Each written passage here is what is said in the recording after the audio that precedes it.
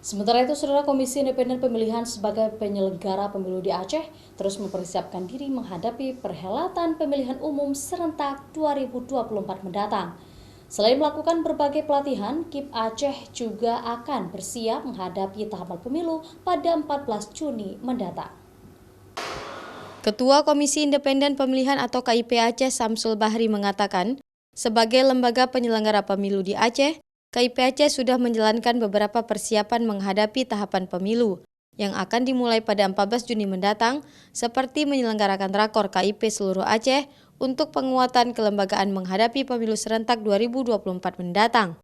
KIP juga membekali para ASN seluruh Aceh dengan pelatihan tata kelola pemilu, karena para ASN tersebut akan membantu pelaksanaan pemilu sesuai tugas dan fungsi mereka masing-masing.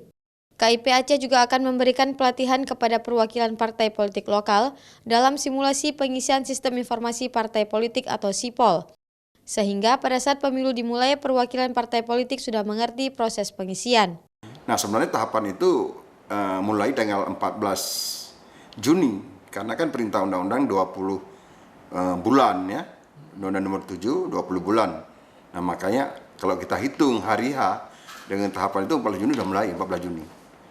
Nah, cuma tanggal 1 sampai 7 itu pendaftaran partai politik.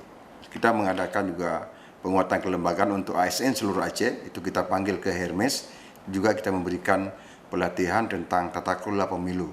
Nah, agar teman-teman ASN, karena mereka yang membantu nantinya, mereka paham. Sementara itu, tahapan pemilu serentak 2024 mendatang dimulai pada tanggal 14 Juni 2022. Pendaftaran partai politik mulai dari tanggal 1 hingga 7 Agustus dan verifikasi parpol calon peserta pemilu digelar pada akhir 2022 mendatang. Untuk Aceh, pendaftaran partai politik dibagi dua bagian. Partai nasional mendaftar di KPU Pusat dan partai lokal mendaftar di KIP Aceh. Mustajab, Kompas TV, Banda Aceh.